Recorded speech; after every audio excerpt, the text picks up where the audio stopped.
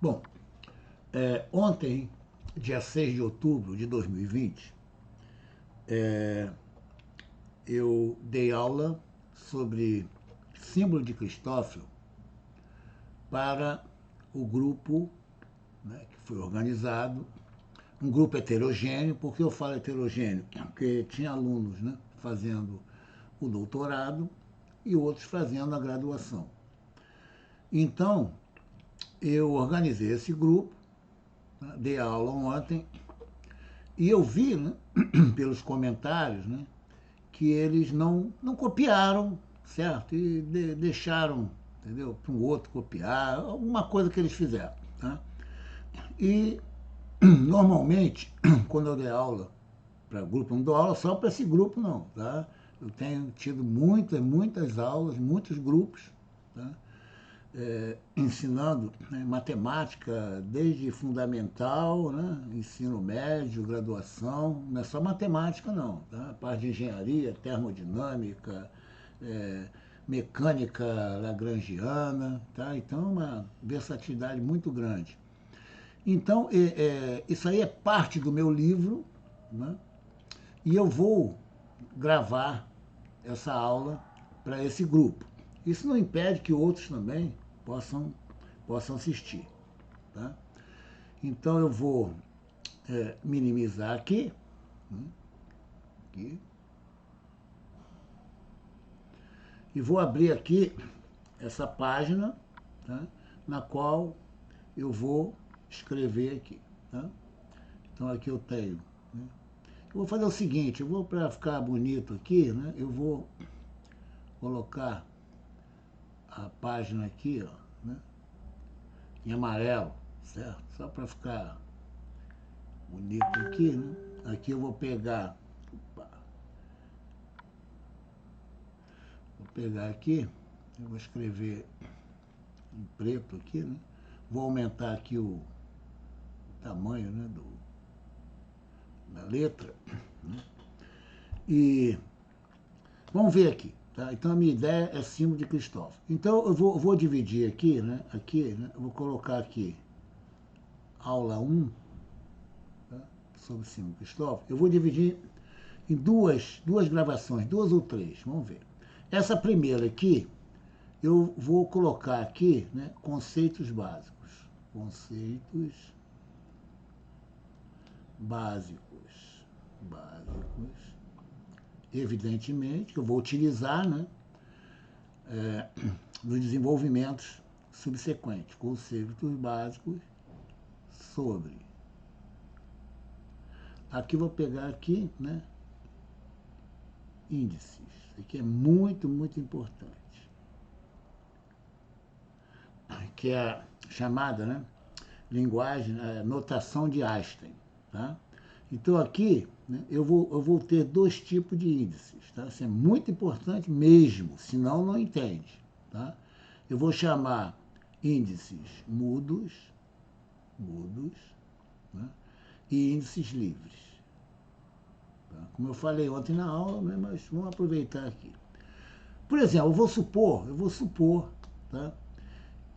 Vou pegar aqui, por exemplo, tá? Ó, vou mostrar a utilidade desses eixos, desses índices aqui. Eu tenho aqui, vou pegar um sistema,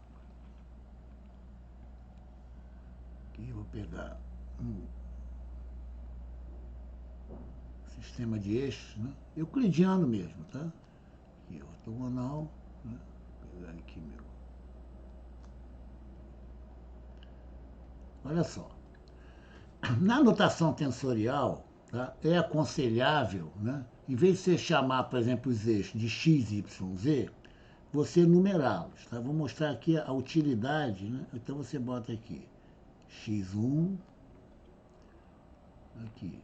Esse aqui é o eixo dos y, ó, eu chamo de x2, e esse aqui, né, eu vou chamar de x3, que é o eixo dos eixos.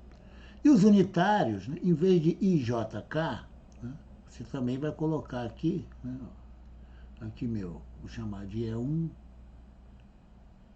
aqui de E2 e aqui meu E3. corresponde ao IJK. Tá? Bom, geralmente se coloca seta, tá? Então eu vou colocar a seta, mas às vezes no livro, né, eu falo que não vou colocar as setas nos vetores.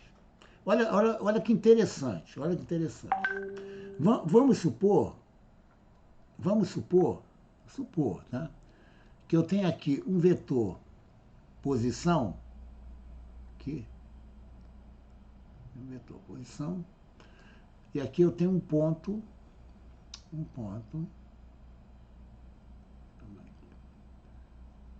e aqui eu tenho um vetor R.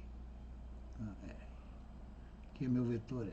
Vou colocar aqui, vetor posição de um ponto P. Coordenadas cartesianas, tá? O que eu vou fazer? Eu vou projetar, né, esse vetor aqui, né, colocar aqui no chão, né, vamos fazer assim, tá? Então aqui eu vou ter, ó, minha coordenada, né, x2, né, aqui, pegar aqui esse ponto, pegar aqui assim, aqui, minha coordenada x2, tiro uma paralela aqui, certo? Aqui é minha coordenada x1, e aqui em cima, né, no caso, né, eu vou botar para lá, né, paralelo aqui, tá? Eu vou ter minha coordenada x3. Olha como é que é fácil. Na notação, né, normal, o que você faz? Ó, xi mais yj mais zk. É assim que você faz. Tá? Assim, vetor posição é dada pela soma dessas projeções aqui. Agora, repare, se eu usar a notação tensorial de índice mudo, basta eu fazer assim, ó, x, i, é i. Pronto. Não precisa colocar símbolo de somatório nem nada, a convenção é essa, tá? O i é o índice mudo, tá? O índice mudo, né? O índice mudo, o i, né? O i pode valer, pode valer 1, 2, 3.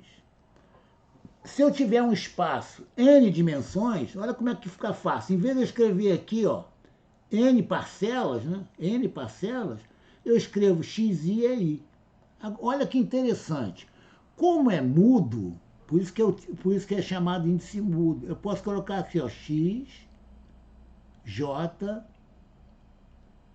j. É a mesma coisa, J, 1, 2, 3. Tá? Não precisa somatório. Tá? Geralmente, né, nos estudos de estatística, né, vocês fazem assim, né, somatório, né, assim, I igual a 1 até 3, ó, de xi a i.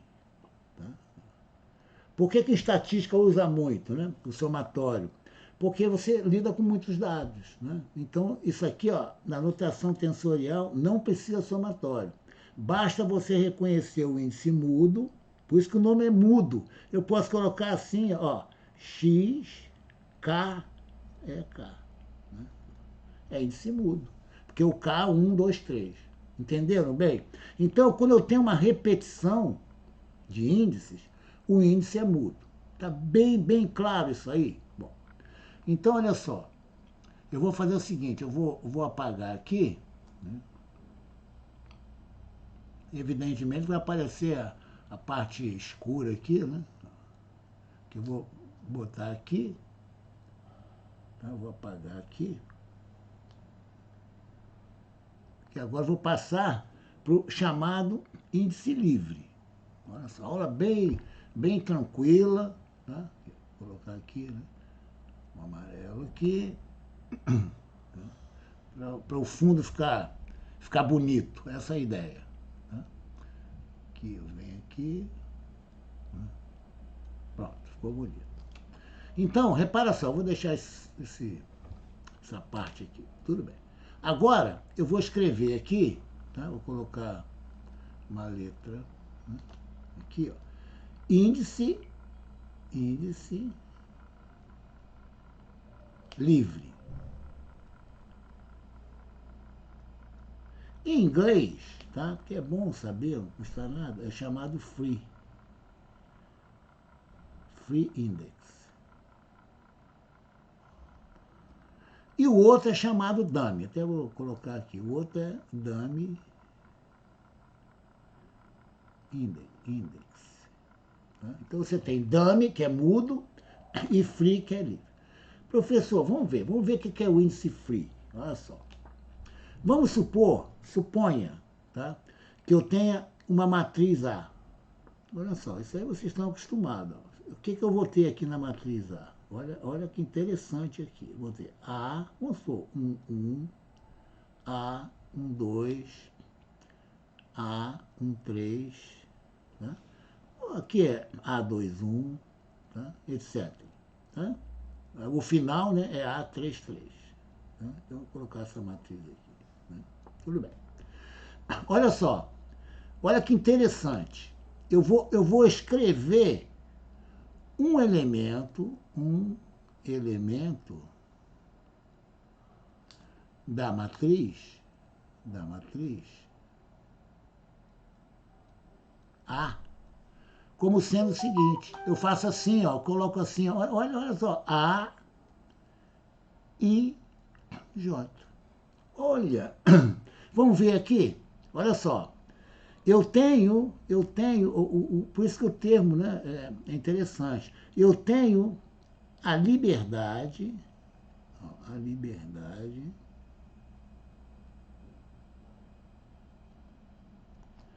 de escolher, né,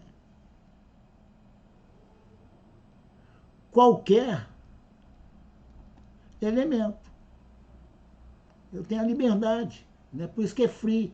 Vamos supor, eu quero o elemento I igual a 1 e J igual a 3. Ô, professor, é muito fácil. Esse é o meu elemento. A, 1, 3, né? Olha só ele aqui, ó. Aqui, ó. Esse elemento aqui. E não é mudo, entendeu? Então, a palavra free, né, é que você tem a liberdade, né? Aqui você vai ter uma matriz 3x3, né, que é o exemplo que eu dei, né? Eu vou ter 9 elementos. Tá? É como se tivesse 9 bolsos, tá? Com 9. Então eu tenho a liberdade de escolher qualquer um. Por isso que é livre. Tá? Da mesma forma, se eu tiver, por exemplo, um vetor V, né? Aqui eu vou colocar os componentes desse vetor, né? Os componentes de V, do vetor V, são V e I. Por quê? Para I igual a 1, né, eu tenho V1, né, é a projeção do vetor V sobre o eixo x1. Então, esse índice aqui, ó, é índice livre, não é mudo. Então, está bem claro o que é índice livre, o que é índice mudo. Tá?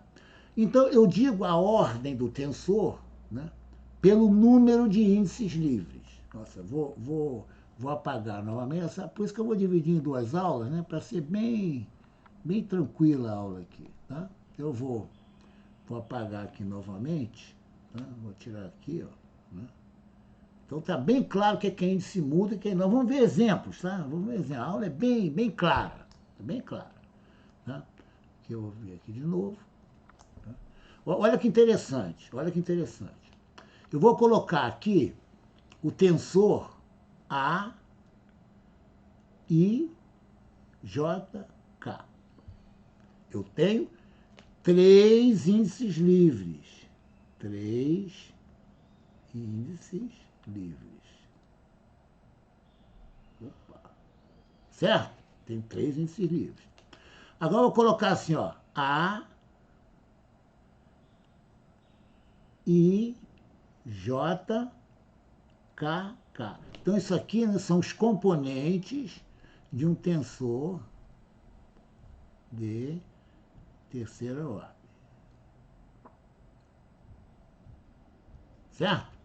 Então, ó, A, I, J, K, K. Olha que interessante. Aqui, ó, eu tenho um índice repetido.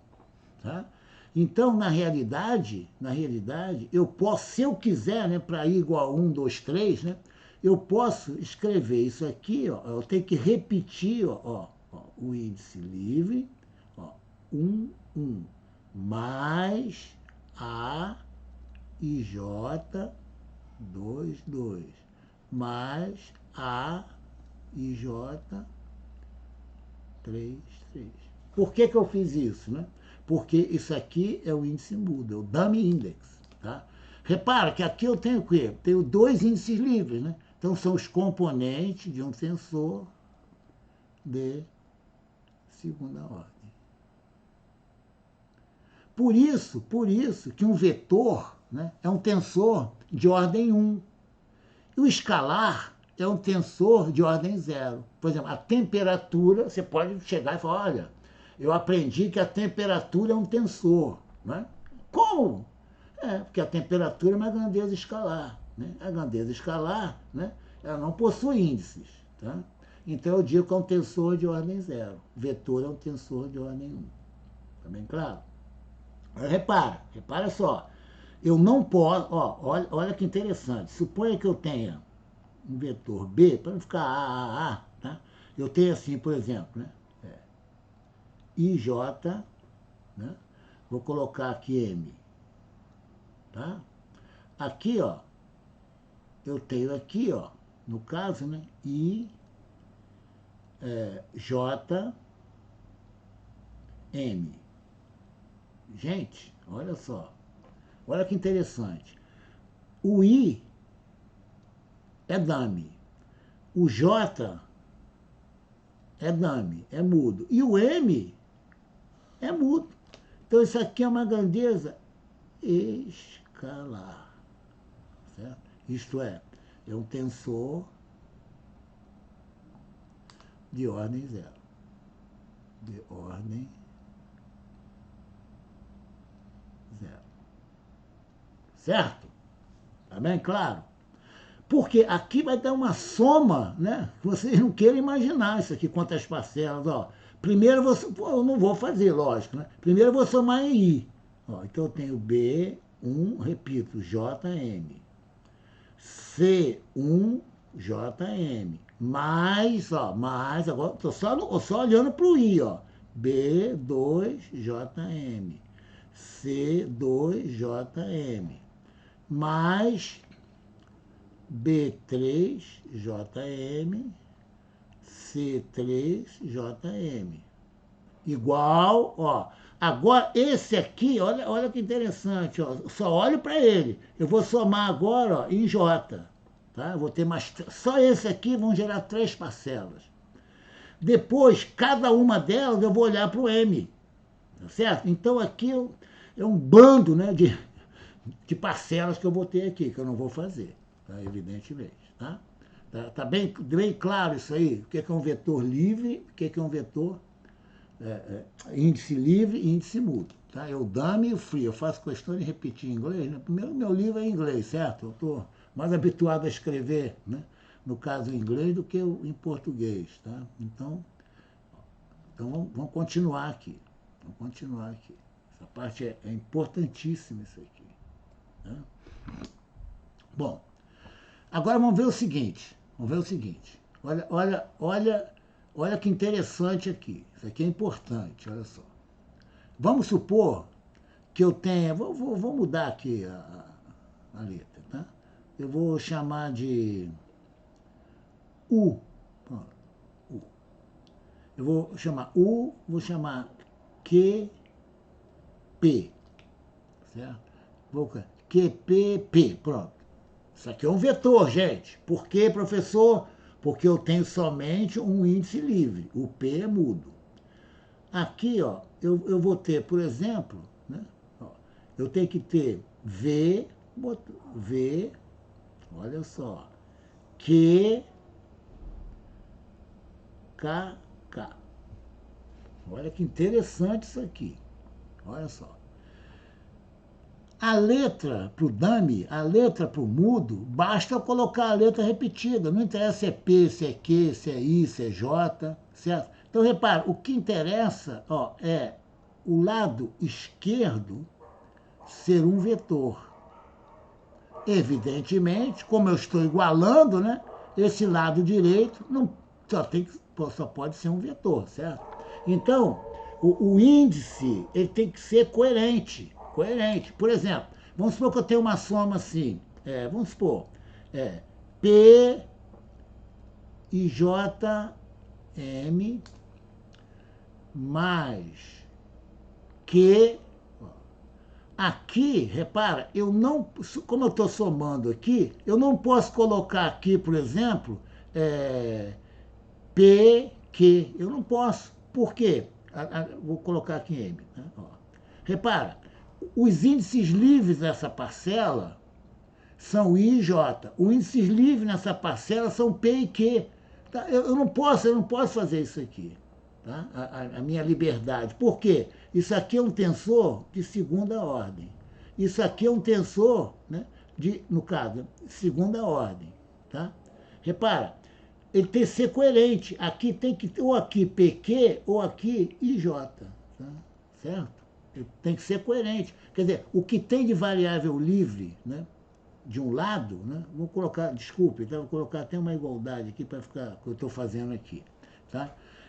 Se eu tiver IJ aqui, eu tenho que ter IJ do outro lado, porque é uma igualdade, certo? Eu tenho a liberdade. Eu não posso pegar, eu vou repetir aqui, tá? Para ficar bem claro o que eu estou dizendo para vocês. Olha só, eu tenho aqui P e JM. Tá? Suponha que eu colocasse assim, Q, PQM. Tá? Olha só, eu tenho a liberdade, né? Eu tenho a liberdade, tá? de pegar assim, ó, I igual a 1, por exemplo, e J igual a 2.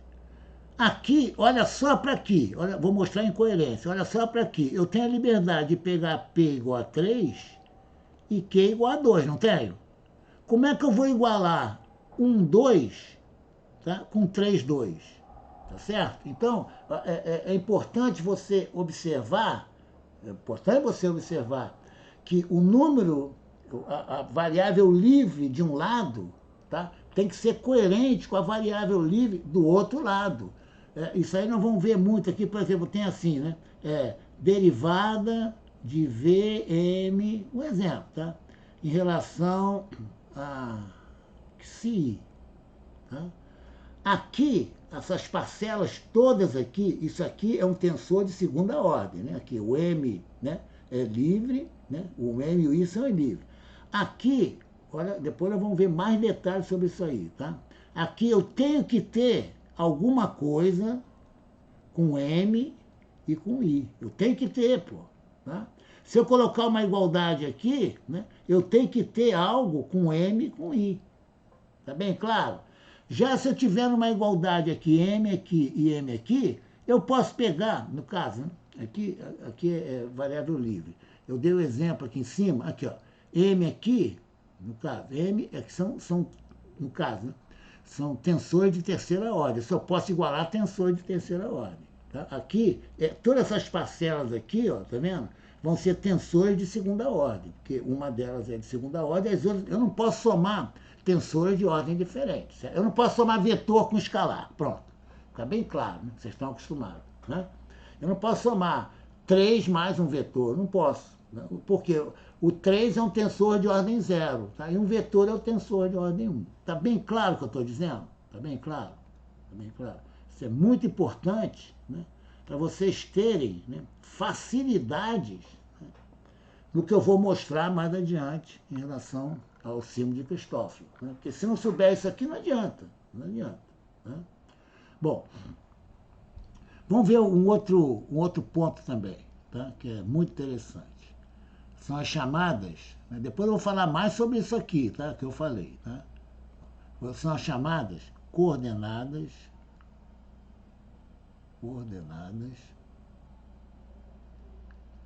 curvilíneas.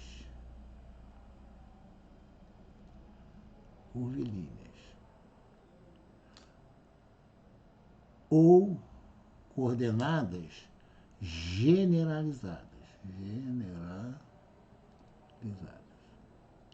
Só um detalhe interessante, né? Que é o seguinte. Em inglês, só para você saber, tá? Isso aqui eu descobri sem querer, tá? Em inglês, aqui, ó, é generalized. Aí, né, eu tenho vários cunhados que moram em Londres, quase todo ano eu vou a Londres com a minha esposa. Eu estava numa livraria, aí eu comecei a abrir o livro lá, isso aqui é só curiosidade, né? Eu vi assim, um exemplo, generalized. Falei, meu Deus do céu, eu estudei 5 anos nos Estados Unidos, né? Pô, é Z ou é S? Para mim, eu falei assim, eu pensando, para mim é Z. Né? Interessante. O inglês da Inglaterra, da Austrália também deve ser o mesmo, né? Onde é Z nos Estados Unidos, lá na América, né? O Canadá deve ser também. Nos Estados Unidos é S. Por exemplo, organized. Né? Por isso que eu abro um paper, por exemplo, um trabalho, eu sei se esse trabalho, entendeu? É de um professor inglês ou americano. Né? Onde tiver Z, né? É americano. Tá? Organized com Z é paper americano, o livro americano. E com S tá? Só de curiosidade aí, tá? Minha aula também é cultura geral. Isso eu descobri, né, uns 10 anos, que eu vou vários anos, né, a Londres, né, Inglaterra. Tá? Então, deixa até aqui que é interessante. Tá? Olha só. Vocês, né, já tiveram cálculo, tá? Sabem, já lidaram com coordenadas curvilíneas, tenho certeza absoluta. Né? Quando você trata um problema em coordenadas cilíndricas, né, você tem uma circunferência, né, e você tem o raio, certo? E tem um ângulo θ. Né? A circunferência, né, é uma coordenada, certo? Né? Então, é a coordenada curvilínea. Em coordenadas esféricas, né, também. Né? Você tem o meridiano e o paralelo da Terra, certo? São coordenadas esféricas. Tá? Então, são coordenadas curvilíneas. Tá? Nós aqui, né, o que nós vamos fazer aqui? Né? Isso aqui, coordenadas curvilíneas generalizadas, ó, o termo aqui, ó, quaisquer. Por que quaisquer? São 3 curvas. Tá? Antes disso aqui, né, como eu falei na aula de ontem, antes de entrar aqui, nós vamos ver, né, entender, né, o que é degree of freedom. Certo? Isso aqui é chamado, né, grau, isso é importantíssimo, grau de liberdade. Olha só. Quando vocês, né? Eu também aprendi assim, tá? Tudo que eu falo, né, da minha experiência, certo? De falar sobre o óbvio, mas o óbvio não é falado, porque o professor geralmente repete o livro, né? E o livro, para não perder tempo, ele vai pulando o óbvio. É o óbvio que engasga todo mundo. Olha só. Quando eu coloco assim, ó, por exemplo, Z igual a 3, tá? Olha que interessante isso aí. Se eu for para o espaço, né, aqui, ó, aqui é meu eixo Z, tá? É o X3, tá? Eu só estou aqui mostrando isso aqui para você entender. Eu venho 3 aqui, né? Isso aqui é um plano, tá? É um plano, né, paralelo ao plano XY, certo? XY. Olha só. Quando eu dou Z igual a 3 e X igual a 1, eu tenho um outro plano aqui, né? Meu X igual a 1, né? Aqui, ó. Eu tenho esse plano aqui, ó. É X igual a 1, certo?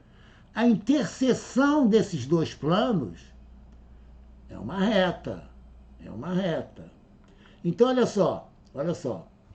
Quando eu coloco x igual a 1 e z igual a 3, na realidade, isso aqui né, é a equação de uma reta, certo?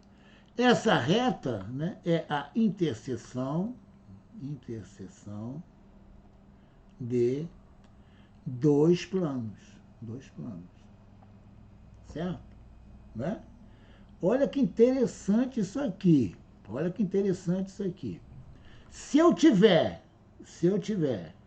por exemplo, x igual a 1, y igual a 2 e z igual a 3, isso aqui vai me dar a interseção de três planos. Olha que interessante aqui. Tá? E o que eu tenho geralmente? Ó, né? Então, quando eu dou, né, um ponto, 1, 2, 3, né, o aluno marca essas coordenadas sem pensar em plano, sem pensar, certo? Ele vem aqui, né? Até vou fazer bonitinho aqui, ó. Ele vem aqui. É assim que é ensinado pra gente, gente. Eu aprendi assim, ó, x igual a 1, né? Y igual a 2 e Z igual a 3 aqui, ó, certo? É assim. Ele não pensa na interseção. Pior ainda, no ensino médio, né? Quando eu dou o ponto 1, 2, né? Marca aí, filhinho, o ponto 1, 2. Ele vem aqui, marca, professor, aqui é o 1, né? E aqui é o 2, ó. Ele não pensa em duas retas aqui, ele não pensa. Tá? X igual a 1 é essa reta aqui, ó. E Y igual a 2 é essa reta aqui, ó. Aqui, ó. Tá bem claro o que eu estou dizendo? Professor, o que tem a ver isso com grau de liberdade? Olha só. O que tem aí a ver isso com grau, que é importantíssimo? Você bate na equação e já sabe. Se for uma superfície, né? Em vez de reta, pode falar de superfície, em vez de plano. É uma superfície ou é uma curva, né? Ou então é no espaço. Olha só. Isso aí não é falado. Tá? Porque deve ser óbvio, né? É óbvio depois que mostra. Se não de mostrar, não tem nada de óbvio. Tá? Olha só. E facilita você ver.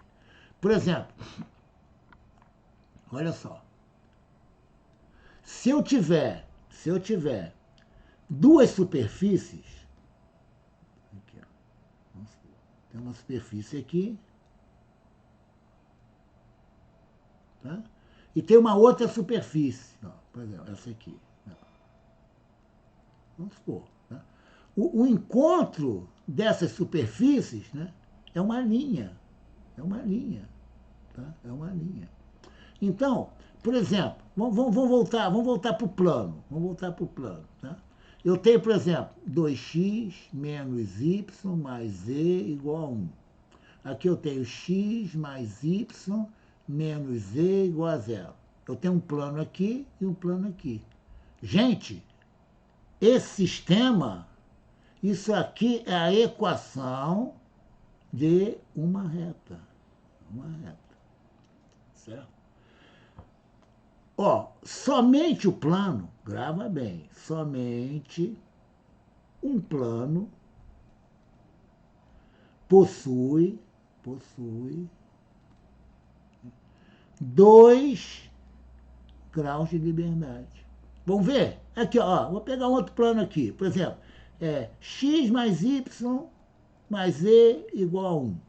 Olha só, eu tenho a liberdade de pegar o x e o z, mas não tenho o y. Não tenho. Ele está amarrado. Está amarrado o quê? A minha escolha x e z. Se eu pegar um outro x e outro z, liberdade, eu tenho outro y, e assim sucessivamente. Então, como é que eu vejo grau de liberdade? Eu vou ter o número de variáveis menos o número de equações. Olha que interessante aqui, ó. Olha para aqui.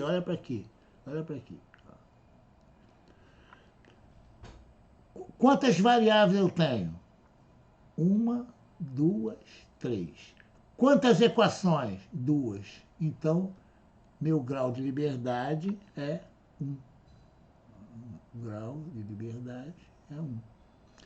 Estão lembrados, né, o exemplo que eu dei? X igual a 1, Y igual a 2 e Z igual a 3. Aqui, ó, são 3 planos, tá? 3 igualdades com 3 planos, né? O número de variáveis é igual ao número de equações. Aqui, meu grau de liberdade é 0. Eu não tenho liberdade. Está bem claro isso aí, bem claro. Por exemplo, no cálculo, né? No cálculo, né? Quando você tem, isso é muito, mas isso é fundamental para entender o que eu vou mostrar agora mesmo aqui para vocês, né? Olha só. Quando eu tenho no cálculo, estão lembrados? Eu tenho assim, ó, eu tenho assim. Não é dado no ensino médio, mas poderia, não tem problema nenhum. Eu tenho assim, dada a parábola. Não, ensino médio mesmo. Ensino fundamental. Parábola é ensino fundamental. Vou colocar assim, ó, y igual a x ao quadrado. Bem simples, né? Uma parábola, né? Assim, né? Passo por um mínimo aqui, tá? Tudo bem, essa é a minha parábola. Como eu parametrizo, né? Parametrizo a minha parábola.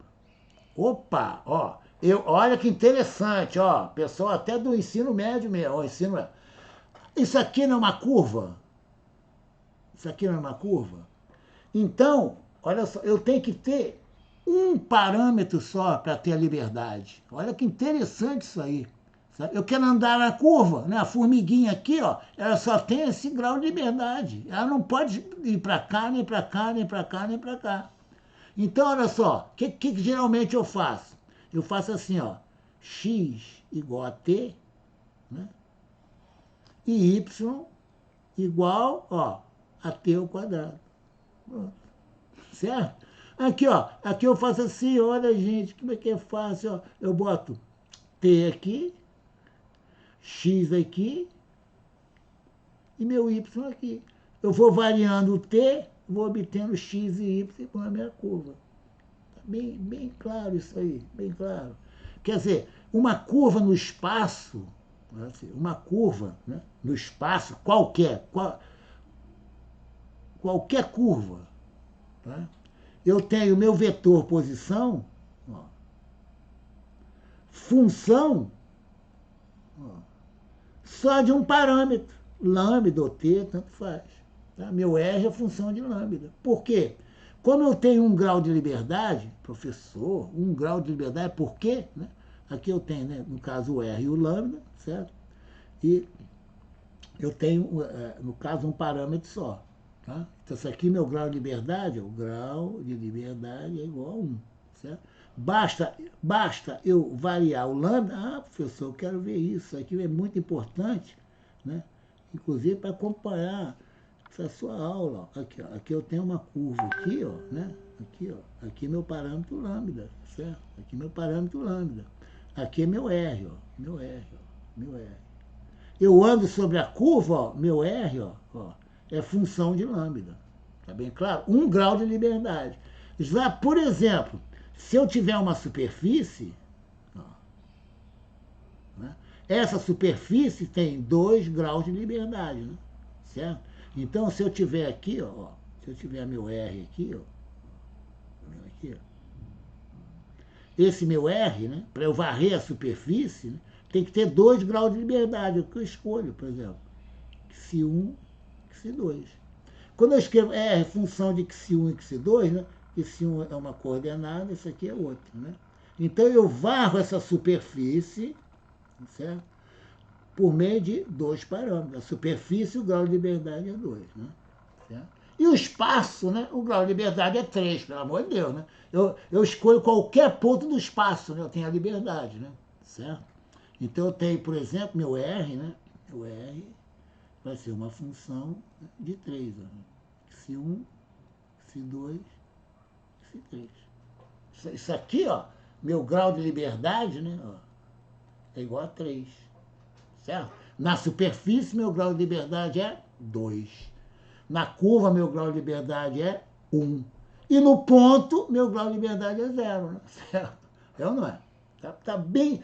Isso aí, por incrível que pareça, por exemplo, eu não vejo, né? Tudo bem, eu não quero dizer que eu sou o maior do mundo, não é isso não, tá? Por isso que as minhas aulas são claras, tá? Porque, entre aspas, né, eu perco tempo, entre aspas, né, e mostrar o óbvio. E o óbvio não é falado, não é falado, não é falado. Porque uns... E eu vou dizer agora para vocês, e nessa parte bem avançada de manifold, tá? É impressionante. Lá o professor dá um pulo, certo? Até eu converso muito até com meu filho, certo? Que é professor da UFRJ. Eu acho que alguns dão pulo copiando, tá? Porque cada pulo daquele, tá? São 3 dias de estudos meus, pô, tá? Por essa parte de variedade. Acredite se quiser. Eu falo, como é que o cara pode pular daqui para cá, um exemplo, tá? É um pulo, ele dá um pulo. Agora, uns sabem o que estão fazendo, outros eu desconfio, tá? Que copiam. Tá? Desconfio, não estou dizendo que sempre copiam, alguns eu desconfio, eu tenho o direito de desconfiar. Tá? Então, tudo bem. Então, vamos lá, já entendeu o que é grau de liberdade, tudo vai ajudar, por incrível que pareça. É o ferramental, né? Para a gente desenvolver o tal, que é o nosso objetivo, que é o símbolo de Christoffel. Tá? É a aula número 1. Tá? E, para finalizar essa aula, para não ficar muito extensa, tá? Eu vou colocar um outro ponto também que nós vamos usar muito. Isso tudo nós vamos usar muito. Tá? Que é o seguinte. Quando você estuda cálculo 1, tá? O que o professor lá faz assim? Ó, y igual a f de x. Assim? Aí ele faz assim, ó. dy sobre dx é igual a f' de x. Não é assim? Não é. Quando o y é igual a x2, f' de x é 2x e tal, e tal. Então, olha só. Eu vou fazer o seguinte, ó. D, ó, abre um buraco, igual a D no buraco, dx, não é assim? Aqui, ó, olha só que interessante. Se eu colocar y aqui, eu coloco o y aqui, né? Esse aqui, ó, é o meu f' de x, não é assim? Como é que eu chamo isso aqui? Ih, professor, eu nunca vi, né, essa palavra, né, exatamente nessa etapa do meu curso de cálculo 1. Né? D com buraco é chamado de operador. O que é o operador? Aquilo que eu falei na aula de ontem. É a boca do jacaré. Tá? Ele não tem comida. Ele fica esperando a boca dele ficar aberta aqui, ó. Fica aberta aqui, a boca do jacaré, né? Aqui, ó, os dentões dele aqui. Ele fica esperando a comida aqui, ó. Certo? Então, o operador, né, é a boca do jacaré. Você nunca mais esquece. Por isso que não se soma operador. A matriz, né, é um operador. A matriz é um operador. Ela espera algo para atuar. Ela pega um vetor, gira o vetor. Ela pega um vetor, faz uma translação do vetor. Tá? A matriz é um operador. A matriz não é um número. Tá? É um operador. É a boca do jacaré. Esse aqui, ó, já é outro operador. Tá? Aqui ele, para receber uma função de x e y, ele deriva só em relação a x. Esse operador. Quer ver um operador que com 6 anos de idade você está acostumado? Você chega perto de uma criança, tá? Filhinho, vem cá, 7 anos de idade. Faz assim. Soma. Soma aí, soma.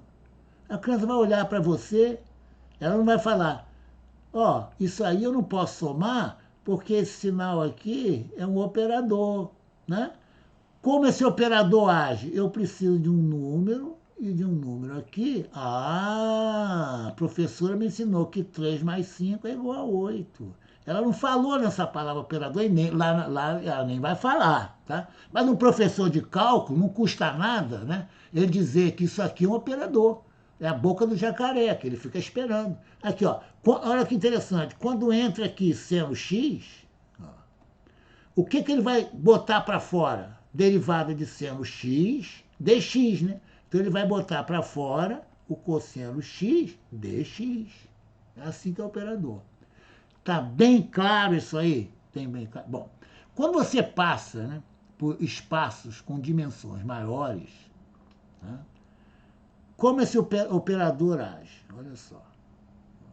Porque a função de x, né, é um caso particular, certo? Por exemplo, se eu tiver, por exemplo, uma função, né, de x, y e z, né, o operador df, né, vai ser, estou falando em coordenadas cartesianas, tá? D1 de f, derivada de f parcial em relação a x dx, mais derivada de f em relação a y dy, mais derivada de f em relação a z dz. Não é? Então isso aqui, olha que interessante, eu vejo isso aqui, como sendo um operador, olha só, aqui, aqui, aqui, opa, aqui é y, dy, mais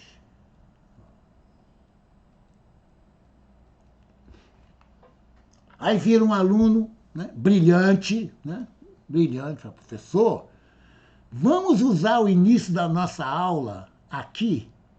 Olha só que interessante. Olha só, professor, vamos colocar a notação de Einstein. Olha que bacana, Aqui, Olha o meu operador aqui, Olha, professor. Professor, antes, cuidado, tá? Isso aqui é uma soma, Eu tenho de ter índice mudo aqui, professor. Cuidado, Para não ficar I, tá? Vou colocar assim, K, dxk. Professor, que legal. Olha aqui, se eu desenvolver isso aqui, né, vai dar exatamente isso aqui. Eu chamo de x1 meu x, o x2 o meu y e o x3 meu z. Olha como fica bonitinho isso aqui, professor. Olha aqui. Índice o quê? Índice mudo. Ah, é? Então eu não gostei desse K, meu operador, né? E nem vai ser x, né? É m dxm. Muito legal, professor. Gostei muito, gostei muito. E, por exemplo, se eu tiver, por exemplo, assim, um exemplo, d-ROM de f, vou colocar assim, df sobre d lambda, né? Aqui, Eu vou colocar no tradicional, tá? d-ROM de f, d-ROM de x, dx sobre d lambda, mais d-ROM de f, d-ROM de y, dy sobre d lambda, mais d1 de f, d1 de z, dz sobre d lambda. Ou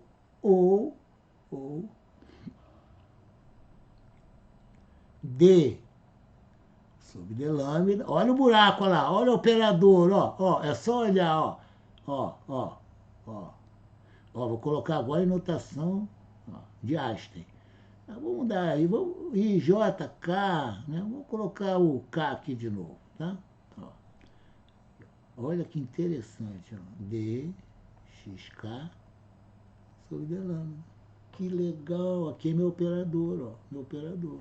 Eu coloco qualquer, né, função aqui, jogo ela aqui e tem isso aqui. Professor, onde isso é importante? Ele vai ser importante. Opa, estão preparando, né, a facilidade, né, para desenvolver, porque o grande problema depois seria, né, não é mais, né, a matemática. Né? Por quê? Porque aqui, vamos até vou desenhar bonitinho aqui, né? Vocês merecem a aula número 1. Certo? Isso tudo para entrar, né? É a ferramenta, né, para você não ter dúvida no símbolo de Cristófilo. Né? Aqui.